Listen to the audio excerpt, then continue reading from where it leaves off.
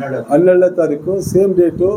ಅದೇ 12ನೇ ತಾರೀಕು ಕಂಪ್ಲಿ ಉತ್ಸವ ಮಾಡ್ತಿದ್ವಿ. ಅದ್ರ ಜೊತೆಗೆ ಇತಿಹಾಸದಲ್ಲಿ ಫಸ್ಟ್ ಇವಾಗ ಏನು ಕಂಪ್ಲಿ ಉತ್ಸವ ಆಯಿತು, ಅದೇ ಥರ ಇತಿಹಾಸದಲ್ಲಿ ಮೊಟ್ಟ ಮೊದಲದಾಗಿ ಕುರುಗೋಡು ಉತ್ಸವ ಕೂಡ ಈ ಸತಿ ಪ್ರಾರಂಭ ಮಾಡಿದ್ವಿ. ಹಂಗಾಗಿ ಕಂಪ್ಲಿ ಮತ್ತು ಕುರುಗೋಡು ಉತ್ಸವ ಎರಡು ಉತ್ಸವಗಳನ್ನ ಫೆಬ್ರವರಿ 12 ಕಂಪ್ಲಿ ಉತ್ಸವ, ಫೆಬ್ರವರಿ 16 ಕುರುಗೋಡು ಉತ್ಸವ.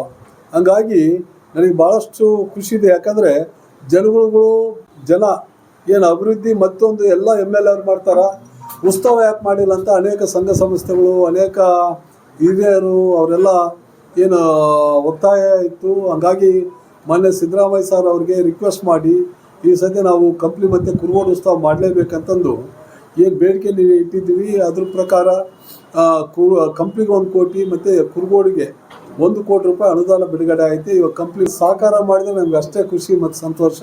ಯಾಕಂದರೆ ಅವರು ಈ ಕಂಪ್ಲಿ ಹಿರಿಯರು, ಇದ್ರಾಗ ಯಾವುದೇ ಪಕ್ಷ ಭೇದ ಎಲ್ಲ ಮಾಡ್ತು, ಪಾರ್ಟಿ ಯಾವುದು ಕಾಂಗ್ರೆಸ್ BJP JDS ಯಾವುದು ಇರಲ್ಲ.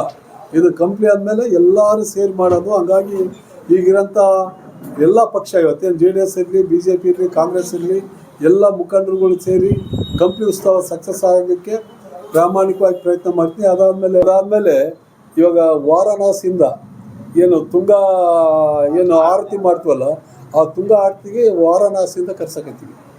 ಈ ಸದ್ಯ ಡಿಫ್ರೆಂಟ್ ಆಗಿರಲಿ, ಒಂಥರ ಕಂಪ್ಲಿ ಗಂಡಗಲ್ಲಿ ಕುಮಾರರಾಮ ಕಂಪಲಿ ರಾಯ ಇದ್ದಾಗ ಹೆಂಗಿತ್ತು ಆ ವೈಭವ ಮರುಕಳಿಸ್ಲಿಕ್ಕೆ ಈಗಾಗಲೇ ಪೂರ್ವ ಸಿದ್ಧತೆ ನಡೆಯಕತ್ತಿತ್ತು ಅಂದ್ರೆ ಲೈಟ್. ಹಂಗಾಗಿ ಇದನ್ನು ಸಂಪೂರ್ಣವಾಗಿ ಕಂಪ್ಲಿ ಭಾಳಷ್ಟು ಅಂದರೆ ಜನಗಳ ನಿರೀಕ್ಷೆ ಇತ್ತು. ಹಂಗಾಗಿ ಈ ಸತಿ ಮ್ಯಾಕ್ಸಿಮಮ್ ನಾನು 5-10 ನಿಮಿಷ ಮಾತಾಡಿರ್ಬೋದು ಇಲ್ಲಿ. ಇದ್ರ ಹಿಂದೆ ಏನು ಶ್ರಮ ಇತ್ತಲ್ಲ ನಾನು ಹೇಳ್ಕೊಬೇಕು ಹೋಗಲ್ಲ. ಯಾಕಂದರೆ ಒಂದು ಫೈಲ್ ಮೂಮೆಂಟ್ ಆಗ್ಬೇಕಂದ್ರೆ 1 ದಿನ 2 ದಿನ ಬೇಕು. ಕೇವಲ 10 ನಿಮಿಷದಲ್ಲಿ ನಾವು ಇದು ಮುಗಿಸ್ಬೋದು. ಇದ್ರ ಫೈಲ್ ಮೂಮೆಂಟ್ ಏನೈತಲ್ಲ 10 ಜನಕ್ಕೂ ಮೇಲೆ ಹೋಗಿ 10 ಜನಕ್ಕೆ ಕೆಳಗೆ ಬರ್ಬೇಕು.